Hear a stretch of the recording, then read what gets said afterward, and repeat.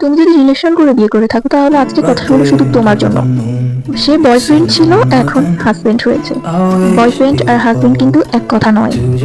তোমার মনে হয়তো বারবার এই কথাগুলো আসতে পারে, তোমার হাজবেন্ড আগের মতো তোমাকে ভালোবাসে না, আগের মতো তোমাকে টেক কেয়ার করে না, আগের মতো ওই প্রায়োরিটিগুলো তোমাকে দিচ্ছে না। তবে এই কথাগুলো তোমার জেনে রাখা দরকার, তোমার রিলেশন চলাকালীন সময় তার ওই চাপগুলো ছিল না যেগুলো তোমাকে খাওয়ানো লাগতো না, তোমাকে পড়ানো লাগতো না, তোমার বিষয়ে চিন্তা করানো লাগতো না। কিন্তু বিয়ে করে তো তুমি তার দায়িত্ব হয়ে এসেছো।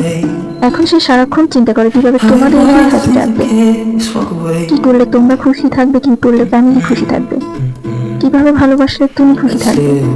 তার উপরে ফ্যামিলিগত চাপ, এই চাপ, ওই চাপ, অফিসের চাপ, সবকিছু যখন সে মাথায় নিয়ে রাতে ক্লান্ত হয়ে বাসায় আসে, তখন সে আশা করে তার ওয়াইফ থেকে সে সুন্দর করে দু একটা কথা শুনবে। কিন্তু হয়তো তোমার মনে হচ্ছে সে তোমার সাথে কথা বলতেছে না, সে তোমাকে আগের মতো ভালোবাসতেছে না। যদি তোমার হাজবেন্ডকে তুমি ওইভাবে বুঝতে শিখো ওর মতো করে, তাহলে দেখবে তোমাদের জীবনটা অনেক সুন্দর কাটছে।